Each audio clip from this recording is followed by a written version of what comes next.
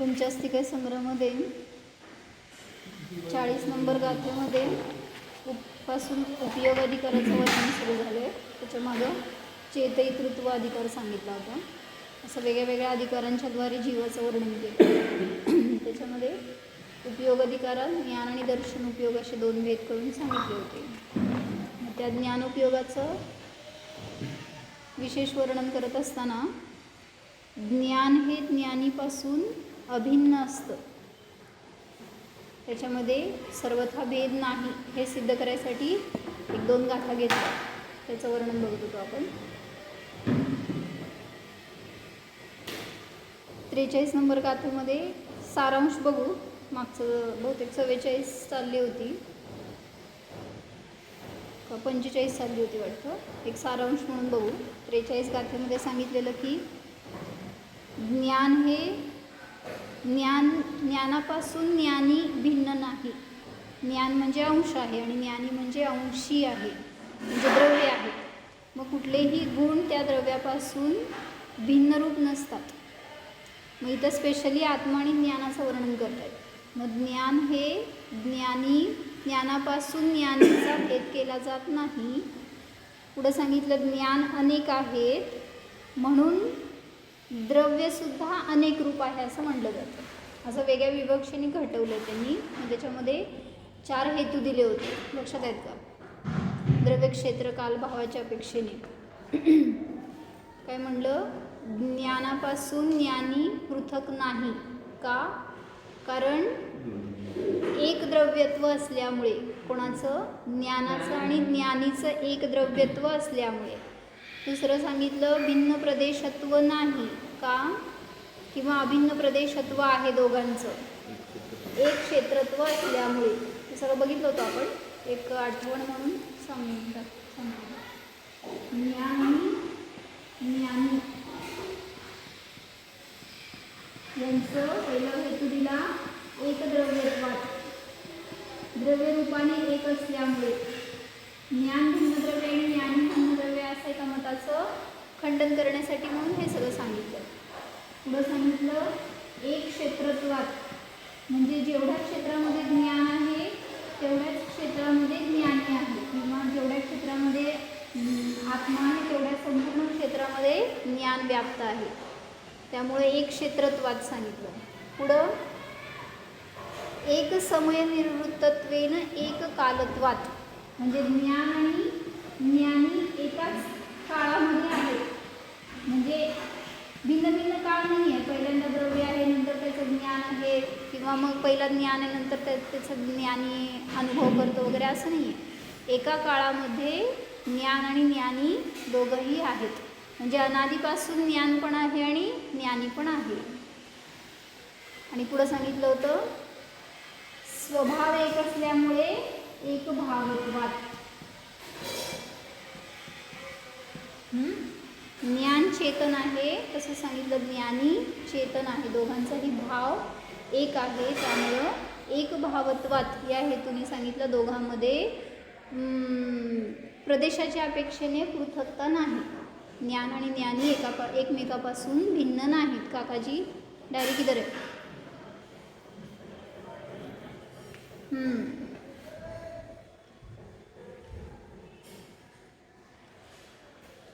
एकाच अस्तित्वाने रचित असल्याने ज्ञान व ज्ञानी एक द्रव्यरूप आहेत. दोहोंचेही अभिन्न प्रदेश असल्याने एक क्षेत्रपणा आहे. दोन्हीही एकाच समयी रचित असल्याने एक काळपणा आहे. मग हे ज्ञान आणि ज्ञानीची अनुभूती करायला पाहिजे तशी. म्हणजे माझ्यामध्ये ज्ञान आहे तर ह्या 4 हेतूंच्याद्वारे टॅली करून बघायचं. माझं द्रव्य त्या ज्ञानाशी अभेद आहे की नाही. म्हणजे मी कुठं ज्ञानाने रिकाम आहे.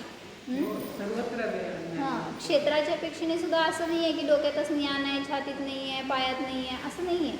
तर जेवढ्या क्षेत्रामध्ये आत्मा व्याप्त आहे तेवढ्या क्षेत्रामध्ये ज्ञान आहे. त्यामुळं अभिन्न क्षेत्रत्वात सांगितलं. म्हणजे अनुभूती करायसाठी उपयोगी आहेत हे सगळे हेतू. कारण ज्ञानाची अनुभूती शेवटी कुठूनही आपल्याला वेगळ्या वेगळ्या मार्गातून करायला दाखवण्यासाठी म्हणून सगळं हे दिसतं. म्हणून एक द्रव्यपणा असल्यामुळे ज्ञान माझ्यापासून अभिन्न आहे. एक क्षेत्र असल्यामुळे सुद्धा ज्ञान आणि मी अभिन्न आहे. आणि एक काळ म्हणजे कधी असं झालं नाही की माझ्यामध्ये ज्ञान नव्हतं. झोपल्यावर ज्ञान असतं का नाही काका? कुठं काय समजते आपल्याला? चोर येऊन घेऊन गेला सगळं घरातलं, चोर येऊन घेऊन गेला तर कुठं कळतंय काय? कळते, पण त्यावेळी विषय आला नसतो ना त्याच्यामध्ये, निद्राचा विषय.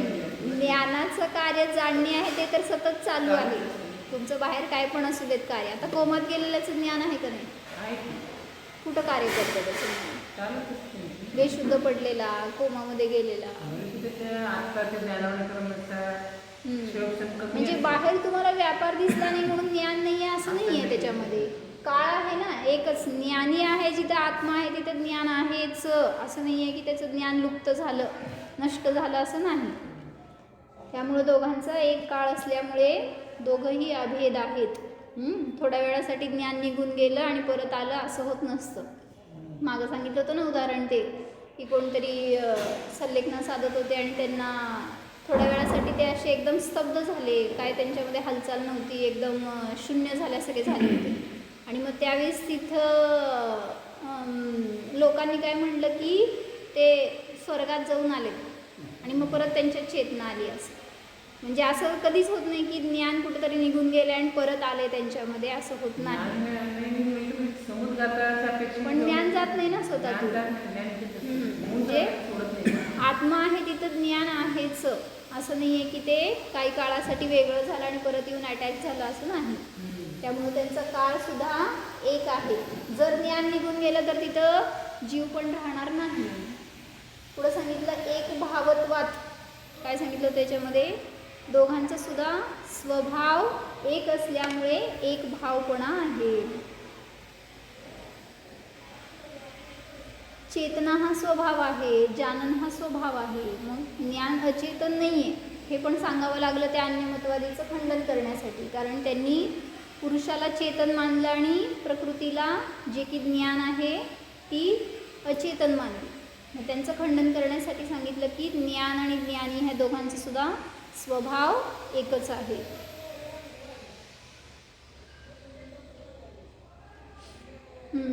क्षयक्षमाच्या अपेक्षेने अर्थात लब्धीच्या अपेक्षेने एका वेळी एका जीवाला अनेक ज्ञाने असू शकतात. मग हे मतिश्रुत आदींच्या अपेक्षेने किंवा मतीचे पण अनेक भेद या अपेक्षेने सांगितलं ज्ञान अनेक आहेत. किंवा उपयोगामध्ये सुद्धा अनेक ज्ञेय द्रव्याच्या अपेक्षेने अनेक ज्ञाने असू शकतात. किंवा गुणपर्याय रूपाने अनेक रूपता आहे.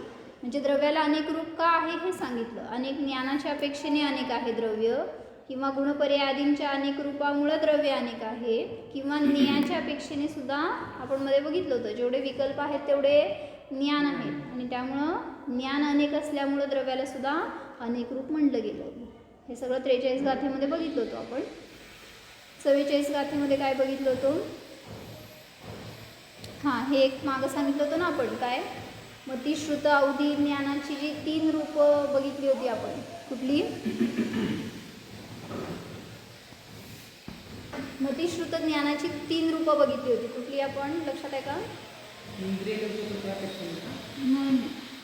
उपलब्धी, उपयोग आणि भावना, असं मती आणि श्रुत ज्ञानाची 3 भेद करून सांगितले होते. काय होतं त्याचा अर्थ? कोण सांगते? मतिश्रुत ज्ञानाची हे दोन्ही ज्ञानाची 3 भेद आहेत असं सांगितलं होतं. काय होतं त्याचा अर्थ?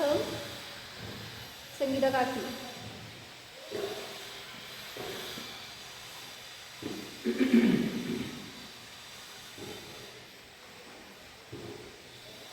उपलब्धीमध्ये सांगितलं होतं अर्थग्रहण करण्याची शक्ती प्राप्त होणे, ह्याला म्हटलं उपलब्धी.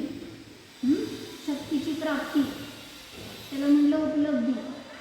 पुढं दिसतंय का बोर्डवरचं? उपयोग म्हणजे काय सांगितलं होतं? जाणणे. म्हणजे ज्या अर्थाला ग्रहण करण्याची शक्ती प्राप्त झाली आहे, उपलब्ध झाली आहे, त्याचा उपयोग रूपाने व्यापार म्हणजे त्याला जाणणे हे म्हटलं, त्याला म्हटलं उपयोग. आणि भावना म्हणजे पुन्हा पुन्हा चिंतन, त्याला म्हटलं भावना. ह्याचा आपल्याला जीवनात काय उपयोग? तर जे आपण इंद्रियजनित मतिश्रुत ज्ञान आहे त्याचा वापर तर बाह्य विषयांना, इंद्रिय विषयांना जाणण्यासाठी करतोय निरंतर. मग ही त्या वस्तूला, अर्थाला जाणण्याची शक्तीची प्राप्ती झाली, उपलब्धी. पुढं त्याला जाणणे क्रिया सुरू झाली, त्याला म्हणतं उपयोग. जसं घट जाणला, घट जाणण्याची शक्ती प्राप्त झाली, ही झाली त्याची लब्धी. पुढं तो घट जाणू लागलो तर झाला उपयोग. आणि पुन्हा नंतर त्याचं कालांतराने पुन्हा विचार आला, चिंतन झालं तर त्याला म्हणलं भावना. मग हे इंद्रिय व्यापारामध्ये तर आपण अनादीपासून आहे, पण हे समजून अतिंद्रिय ज्ञानाने उपयोग करायला पाहिजे. म्हणजे मती आणि श्रुत ज्ञान हे जे अतिंद्रिय प्रत्यक्ष रूप आहेत, तर त्यांचा आपल्याला कसा फायदा आहे की विषय घेतला ध्रुव शुद्ध आत्मा.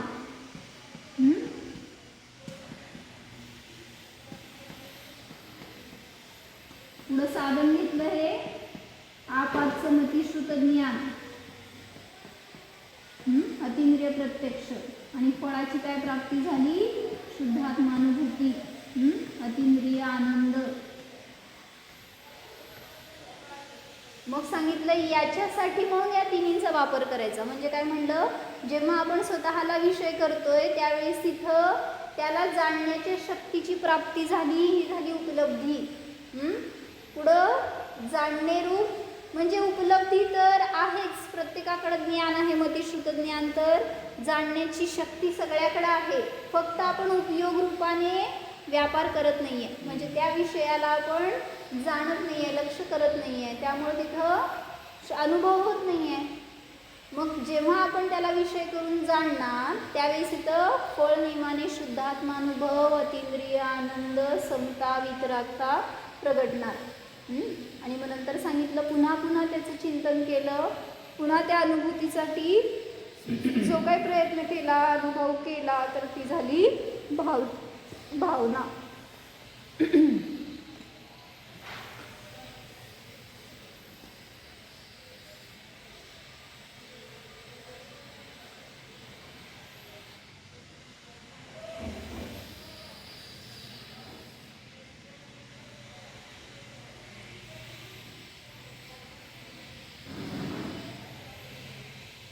हे बघितलं होतं आपण.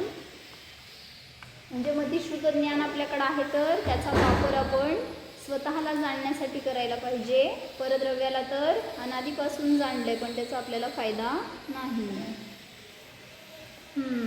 किती ज्ञेय जाणले म्हणून ज्ञानाला पूर्णता येणार आहे? अनंत ज्ञानांना तुम्ही अनंत काळापासून विषय करून जाणलाय, पण कधी तुमचं ज्ञान पूर्ण झालंय किंवा होणार आहे? ज्ञान पूर्ण झाल्यावर ज्ञान तर आहेच, त्याच्यावर पण झाल्यावर आपोआपच ज्ञान काय.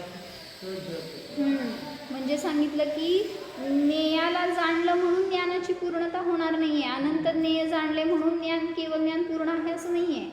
का पूर्ण आहे केवळ ज्ञान? कारण त्याची स्वतःची तशी योग्यता.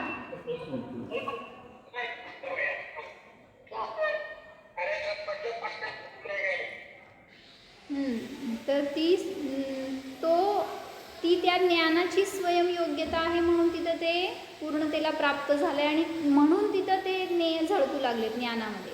असं नाही आहे की अनंत ज्ञेयांना जाणायला गेले म्हणून ते सगळे ज्ञानात आले, असं नाही आहे. तर जाणण्याचं तर तिथं विकल्पच नाही आहे भगवंतांना.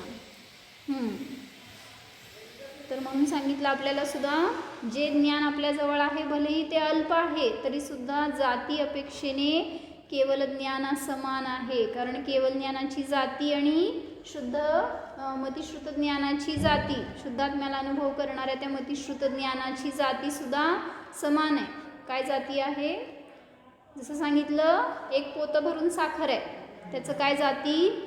गोडवा.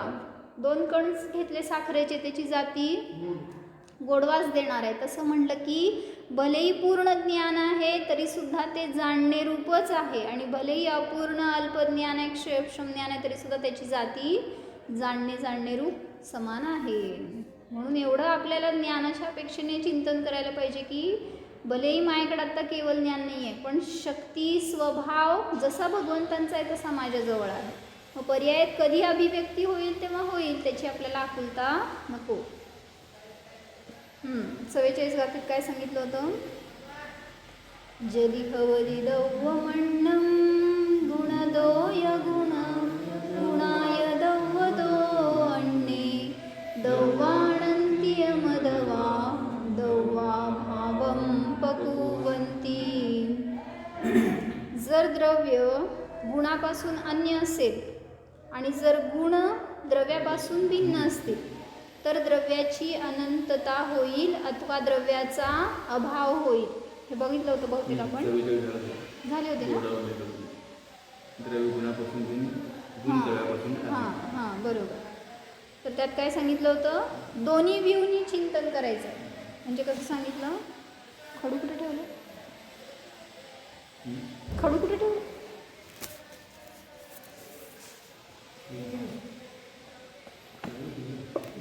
नाही आत्ता लिहिलेलं मी. खाली गेले पडलं तुम्हाला.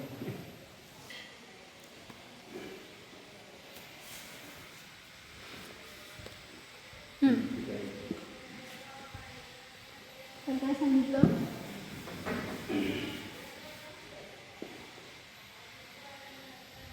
द्रव्य गुणापासून अन्य असताना वेगळं आपत्ती येणार आणि गुण द्रव्यापासून अन्य असले तर वेगळी आपत्ती येणार. काय वेगळं होणार सांगा बघू? द्रव्य जर त्याच्या गुणांपासून अन्य असेल, हे अखंड द्रव्य अन्य असेल तर काय आपत्ती आहे हे सांगा.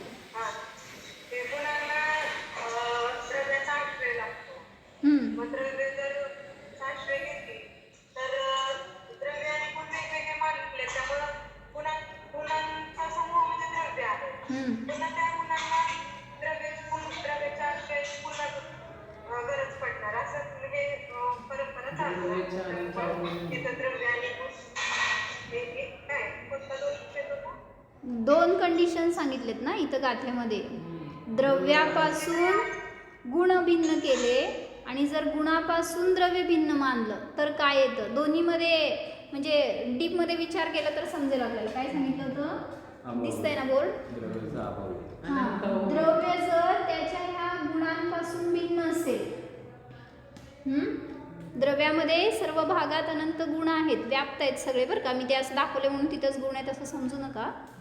तर द्रव्यामध्ये अनंत गुण आहेत. मग द्रव्य जर गुणांपासून भिन्न मानलं तर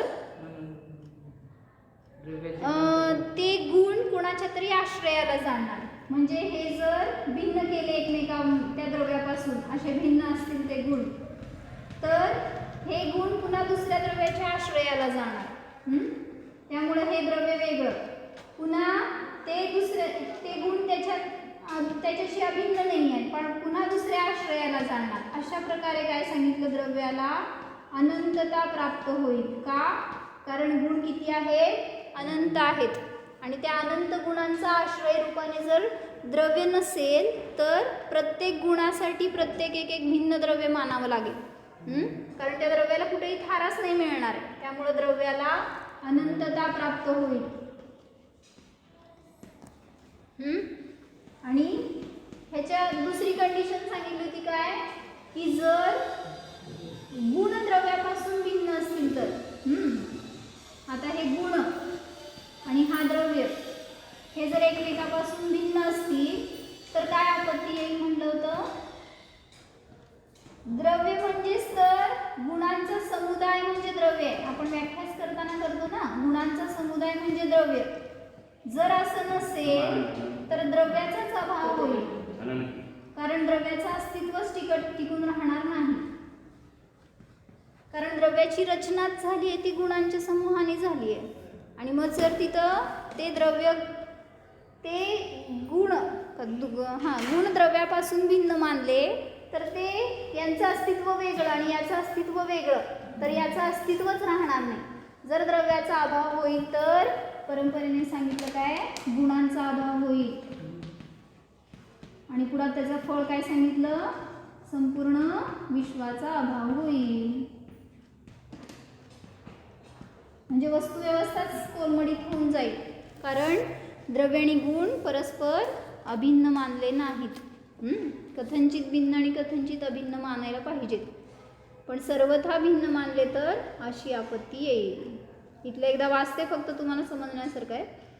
येथे द्रव्यापासून गुणांचा, कुठली गाथा चालू आहे माहिती आहे का सगळ्यांना? 44 गाथा आहे अमृतचंद्राचार्यांची. शास्त्र असेल तर घेऊन बसा.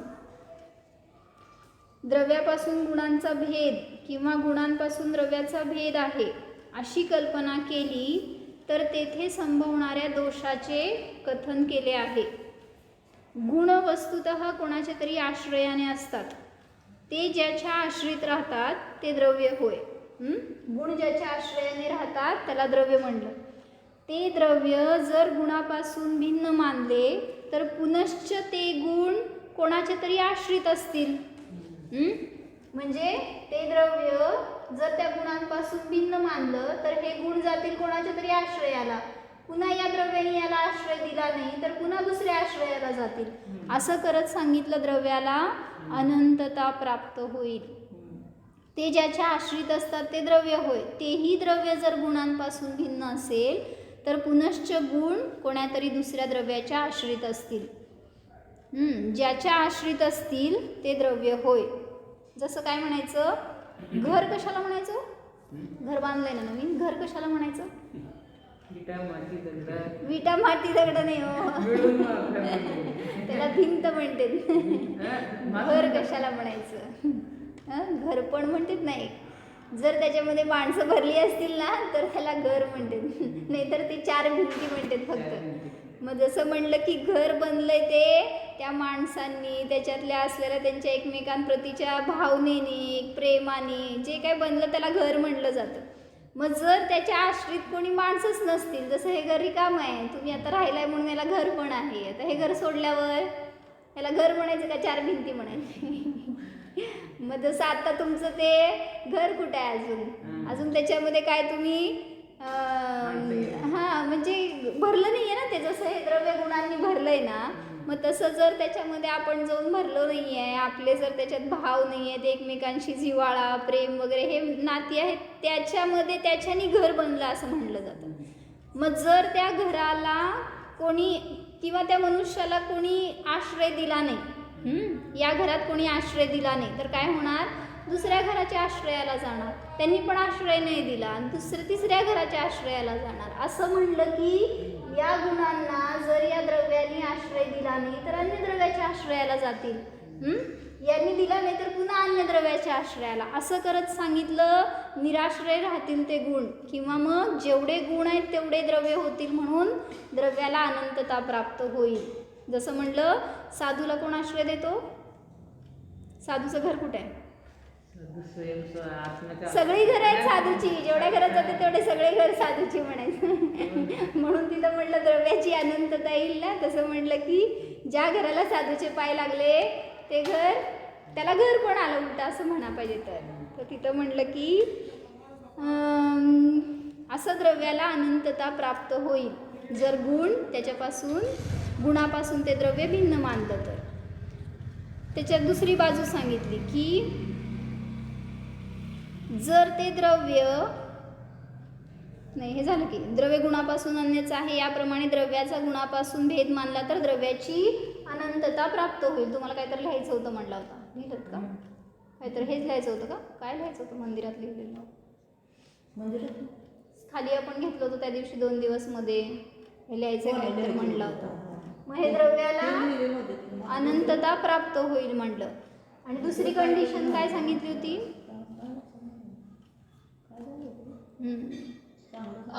मला विचारायचं होतं की गुणांना आश्रय लागतोच का? हे असा नियम आहे का? त्यांना त्यांचं स्वाध्याय त्यांचं कार्य कसं तुम्हाला दिसणार आहे? गुणांचं स्वतंत्र कार्य असतं असं आहे का? गुण आणि द्रव्य हे अभेद आहेत, त्यावेळेस त्या द्रव्याचं कार्य जे दिसतं ते सगळं गुणांचंच कार्य आहे ना. त्यामुळं असं त्याचं कुठंतरी भिन्न अस्तित्व पडू नये. जसं वैशेषिक मतांनी सांगितलं ना की ते गुणाला सर्वथा भिन्न रूप मानतात. कुठंतरी एका पर्वतावर ज्ञान गुण आहे आणि दुसऱ्या ठिकाणी जीव आहे. जेव्हा ते येऊन एकत्र होतात त्यावेळेस त्यांचं कार्य दिसून येतं, असं वैशेषिक मत आहे.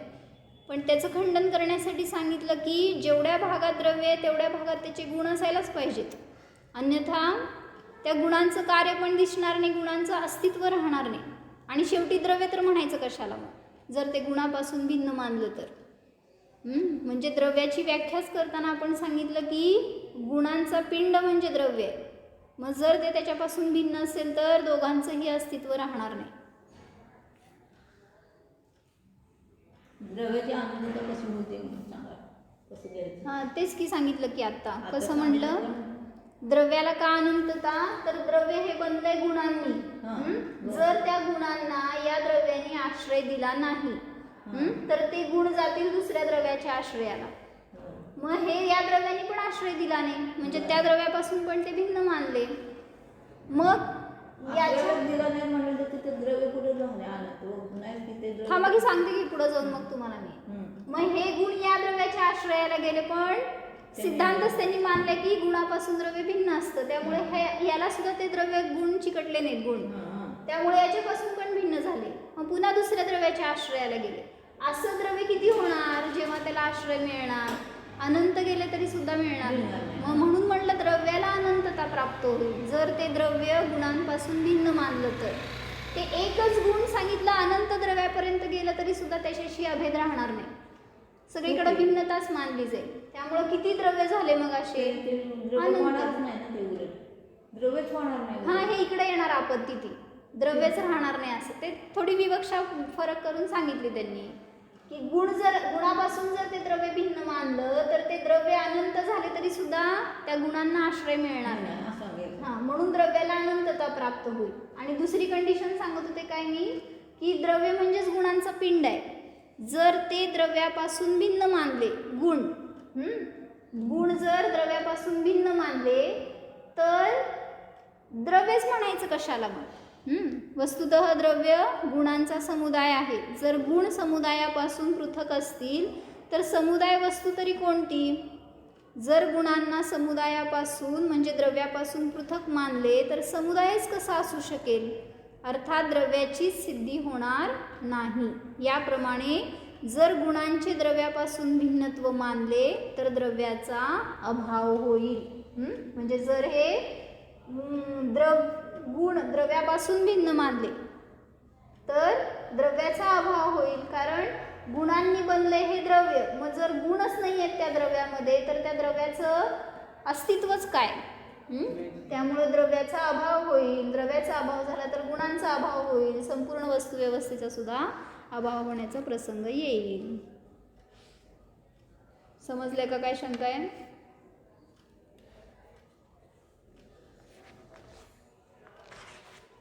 सर्वथा पण अभिन्नता मानता येत नाही. बरोबर. म्हणून तर साधवादामध्ये आपल्याला बाधा येत नाही ना कुठली. एक गुणाचं कार्य दुसरं गुण करू शकत नाही असं सांगितलं. नाही आता भिन्नता आणि अभिन्नता एवढ्याच अपेक्षेने बघायचं आहे ना, कार्यापेक्षेने नाही. जर द्रव्य आणि गुण हे सर्वथा भिन्न मानले तर दोघांची सुद्धा सिद्धी होणार नाही. पण जर कथनचित भिन्न मानलं तर अनेकांतामध्ये निराबाध आहे ते. मग त्यांनी तर थोडंसं खुलासा वाचते तुम्हाला पाहिजे तर अजून थोडंसं चांगलं कळण्यासाठी. द्रव्याला अनंतता कशी प्राप्त होती. गुण नाम अंश का है और गुणी नाम अंशी का है.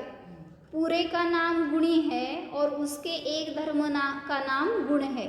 समजलं. अंश म्हणजे गुण आहेत आणि अंशी म्हणजे गुणी आहे.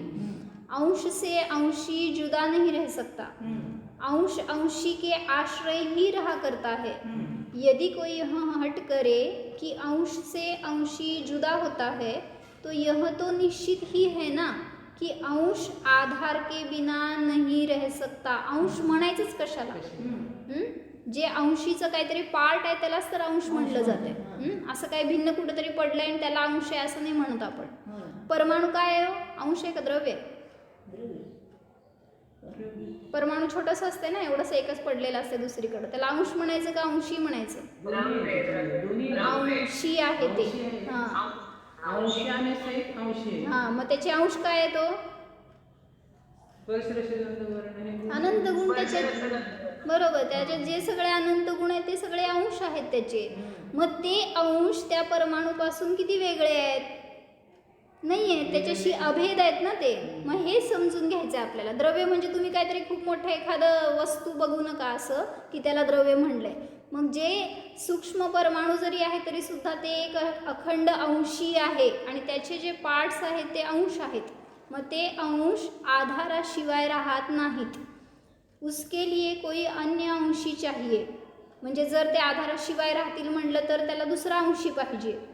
गुण द्रव्य के बिना नहीं रह सकता, तो गुण का कोई आधार चाहिए.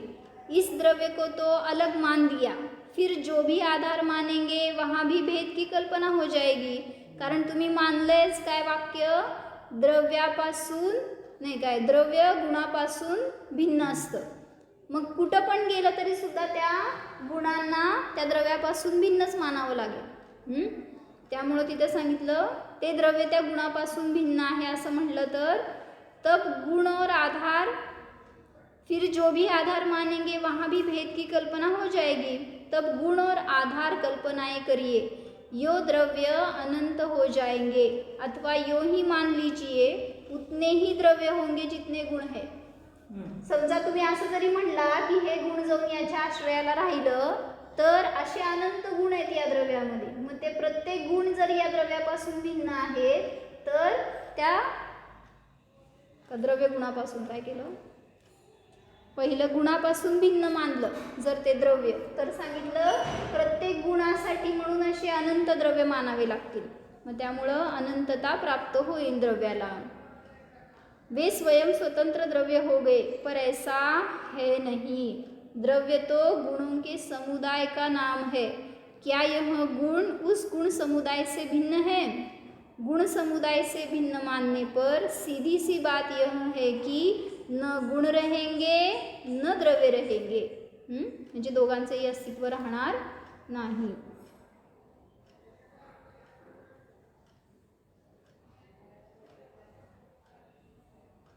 समजलं म्हणा. पण मग आपण अनंत द्रव्य मानू शकतो ना, म्हणजे द्रव्याचं अस्तित्व नाही राहिलं असं कसं? आपण स्वतः केलेली ती परिभाषा ना की गुणांच्या समूहाला द्रव्य म्हणतो, पण एक गुण तो एक द्रव्य का नाही मानायचा? म्हणजे पहिल्या अभिपेक्षेमध्ये मग द्रव्याची व्याख्या काय? तुमच्या द्रव्याची व्याख्या काय? नाही राहणार. द्रव्याची व्याख्या काय तुमच्या? एक गुण आहे का तुमच्या द्रव्यामध्ये? एक गुण म्हणजे एक द्रव्य आहे का? पण ती आपण केलेली परिभाषा आहे ना. नाही नाही, आहेच ना. वस्तू व्यवस्था तशी आहे म्हणून तर परिभाषा तशी झाली आहे. आपण बनवली नाही आहे, ती थोडी ना बनवली आहे. मग असंच मानलं कोण? त्या अन्य एका मतवादींनी मानलं की काही गुण एका द्रव्यामध्ये असतात, काही गुण दुसऱ्या द्रव्यामध्ये असतात. जसं की पृथ्वी, जल, अग्नी, वायू ह्यांच्यामध्ये सगळे गुण नाही मानत ते. स्पर्श, रस, गंध, वर्ण हे जे सगळे गुण आपण मानतोय ना त्या पुद्गलांमध्ये, तर त्यांनी मानलं त्या पृथ्वीमध्ये कुठले तरी 1-2च गुण आहेत. आता मला नाही नक्की आठवत कुठले मानलेत त्यांनी, पण जलामध्ये कुठले तरी 2 गुणच आहेत. अग्नीमध्ये वेगळे वेगळे गुण आहेत, सगळे गुण नाही आहेत असं ते मानतात. मग असं मानलं तर म्हणजे तुम्ही काय अग्नीला टेस्ट करत नाही, त्यामुळे त्यात रसगुण नाही आहे असं ते म्हणतात. किंवा स्पर्श, रस, गंध, वर्ण, गंध नाही आहे असं काय काय त्यांनी सिद्धी करून दाखवली की त्याच्यामध्ये ते गुण नाही आहेत. पण असं तर नाही आहे. सगळ्या गुणांचा पिंड असेल तरच त्याला द्रव्य म्हटलं जातं. असं कुठले तरी गुण आहेत किंवा ते वेगळे आहेत त्याच्यापासून असं मानलं तर सगळं दोष येतो.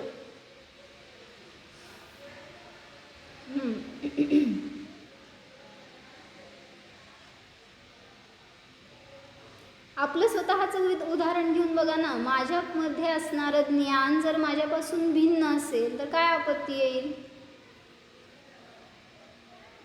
मी जीव नाही राहणार. का बरं? आता तुम्हाला जीव म्हणावंच लागेल. माझं लक्षणच आहे ना, लक्षणच ते आहे ना. मग तसंच सांगितलं म्हणून की द्रव्याचं लक्षणच आहे गुणांचा पिंड.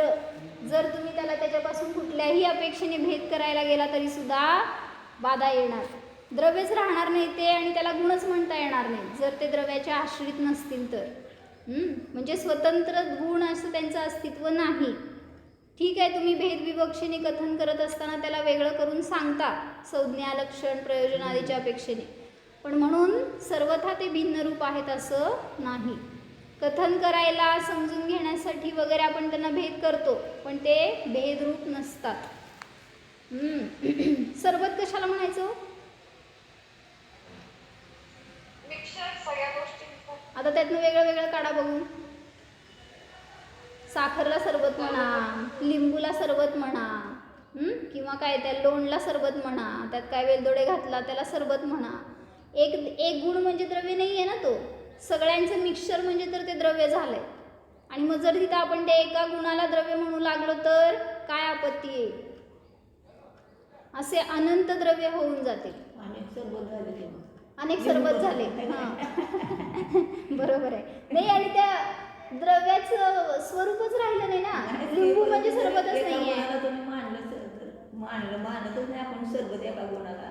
जरी मानलं तरी नाही राहणार ते काय ह्याचं. द्रव्य समजणार नाही ना तुम्हाला काय आहे ते. द्रव्याचं रूपच बदलून जाईल सगळं, कारण सगळ्याला सगळं रूप येईल. शिरा कशाला म्हणायचं? म्हणजे बरोबर आहे की आता ही विपक्षा कळाली की द्रव्याचं अस्तित्व राहणार नाही, म्हणजे त्या सरबताचं अस्तित्व राहणार नाही. म्हणजे इथं जर त्याचे गुण त्याच्यापासून भिन्न आहेत म्हणलं तर त्या द्रव्याचा अभाव होऊन जाईल. आणि जर तुम्ही त्या गुणापासून भिन्न मानलं द्रव्य तर अनेक प्रकारचं द्रव्य होऊन जाईल. म्हणजे अनेक प्रकारचे सरबत झाले तुमचे. म्हणजे म्हणून म्हटलं अनंतता येईल द्रव्याला. म्हणजे आता ते नुसतं एक साखर घेतली तर प्रत्येक द्रव्यात टाकलेली म्हणजे प्रत्येक पदार्थात टाकलेली ती साखर आहे, त्या साखरेला काय काय म्हणावं लागेल तुम्हाला? शिरा म्हणावं लागेल, लिंबू सरबत म्हणावं लागेल. म्हणजे ते साखर आहे ना, शेवटी ते गुण आहे त्या सरबतातला एक. गोड आहे, गोड आहे, त्याचा स्वभाव आहे. हां, मग तिथं ते द्रव्य नाही आहे. मग तसं म्हटलं की गुण म्हणजे द्रव्य मानला तर असे अनंत द्रव्य होतील, पण असं तर नाही. ह्याचा फायदा सांगायला लागलेत काय आहेत. मूड लोग तो द्रव्य द्रव्य का मेल बैठा लेते हैं. यह एक चीज है, शरीर है सो मैं हूँ. अपनी सुध न रखना यह महान गलती है. दो चीज़ों को एक मान लेना भी गलत है और एक चीज़ को दो मान लेना भी गलत है. हे एक चीज आहे ना, द्रव्य म्हणजे अनंत गुणांचं पिंड असलेली, त्याला तुम्ही दोन रूप अनंत रूप मानणं चुकीचं आहे. आणि जे दोन मिळून एक म्हणणं असं पण म्हणणं चुकीचं आहे. जब तक अपने अभेद ज्ञान स्वभाव मात्र निज तत्व की सुध न होगी तब तक इस आत्मा को धीरता, गंभीरता, शांती, निराकुलता आ ही नहीं सकती. जोपर्यंत मी ज्ञान स्वभावाशी अभेद आहे ह्याची अनुभूती करणार नाही, ज्ञानच माझं स्वरूप आहे हे नाही जाणणार, तोपर्यंत तिथं आपल्याला निराकुलता प्राप्त होणार नाही. परवस्तु से अपना सहारा माना, हितकारी माना, तो पर ही है. पर को जैसा परिणमन परिणमेगा. यहाँ यह व्यामोही जीव अनेक कल्पनाएं बनाकर अनुकूल परिणमे, प्रतिकूल परिणमे, इन कल्पना जालों में उलझकर खेद खिन्न रहा करता है. प्रत्येक पदार्थ स्वतंत्र है, अपनी गुण पर्यायों में तन्मय है. कोई पदार्थ किसी के गुण पर्याय रूप नहीं होता. जर असं म्हणलं की ते गुण भिन्न होऊन राहतील द्रव्यापासून, तर मग माझे गुण दुसऱ्यामध्ये जातील, दुसऱ्या द्रव्याचे गुण माझ्यामध्ये येतील, म्हणजे माझ्या आश्रयाने राहतील, असं पण म्हणायला लागेल. मग जीवच राहणार नाही, पुद्गलसुद्धा जीव होईल, जीव पुद्गल होईल, कुठल्याही द्रव्याला द्रव्यपणा राहणार नाही. कोई पदार्थ किसी के गुण पर्याय रूप नहीं होता. जब ऐसी वस्तुस्थिति है तो एक द्रव्य का दूसरा द्रव्य क्या लगा, कुछ भी संबंध नहीं है. यो भिन्न असंबद्ध स्वतंत्र पदार्थ को निरखने से मोह का विनाश होता है. म्हणजे भेदविज्ञान ह्यालाच तर म्हणलं ना, माझा जीव आहे तो सगळ्यापासून भिन्न आहे, सगळे परद्रव्य माझ्यापासून सर्वथा भिन्न आहेत, हे परस्पराशी आमचा एकमेकांशी काहीही संबंध नाही, हे जाणलं तर सांगितलं मोहाचा नाश होतो. जहाँ मोह अंधेरा नहीं रहा वहाँ इस जीव को शांति प्राप्त होती है. तब वस्तु स्वरूप के संबंध में वास्तविकता क्या है यह समझ में आता है. म्हणजे म्हणून सांगितलं की जेव्हा स्वतःला सगळ्या अन्नद्रव्यापासून भिन्न बघतो आणि स्वतःच्या अनंत गुणांपासून अभिन्न बघतो, त्यावेळेस तिथं भेदविज्ञान होऊन सम्यक्त्वाची प्राप्ती होते. तोच शुद्धात्मानुभव आपल्याला ज्ञान आणि आनंद देणारा आहे. आपल्या मुलाचं आठवण पण राहत नाही, पण परद्रव्याचं संयोग होत आलं की त्यांचंच पररूप मानतो ना स्वतःला, म्हणून तर दोष येतोय. मग आपले गुण त्यांच्यामध्ये गेले मानतो. किंवा आपण काय म्हणतो सांगा एक उदाहरण, तुमच्या मुलाकडे बघून तुम्ही म्हणणार माझ्यासारखाच आहे, म्हणजे काय तुमचे गुण गेले का त्याच्यामध्ये? किंवा आमचे सगळं नाहीच आहे, म्हणजे तिथं पण असं नाही आहे. पण त्याचे अस्तित्वाने तो आहे ना. हां, मग आपण म्हणतो ना नाक ह्याच्या सकण, डोळे ह्याच्या सकण, कान ह्याच्या सकण, तसं म्हणजे ते तर त्याचं त्याच्या परिणामांनी मिळालेलं आहे, त्याला जे काय अस्तित्व मिळालंय पण त्याचं. कधी कधी मग एकसारखे दिसते ना. मग तेच की तुमचे परिणाम त्यांच्याशी मॅच झालेत, त्याचे पण परिणाम तसेच होते, त्यामुळे त्यांना तसं मिळाले रचना. नाती आहे की थोडे फरक जाणवत येतं, पण तरी मी सारखी वाटते थोडे लांब. म्हणजे त्यांच्या परिणामांनी त्यांनी ती रचना करून घेतली. असं कोणी आई वडिलांमुळं तर तसं झाले तर महाराजांनी उदाहरण दिलंय ना, मैत्रीपुत्र. जर ती काळी आहे म्हणून ते पोरं काळीच व्हायला पाहिजे तसं नाही आहे, म्हणून ते आपल्या परिणामांचं फळ भोगतात. याच्यावरून भेदविज्ञान कळतं की एक द्रव्य दुसऱ्या द्रव्याच्या आश्रित नाही, किंवा एक गुण द्रव्यापासून भिन्न नाही, सगळे त्या द्रव्याशी अभेदरूप आहेत. ओम. अभेदस्वरूपोऽहम् अनन्तज्ञानसम्पन्नोऽहम् निराकुलशान्तस्वरूपोऽहम्. ओम. विसर्जन.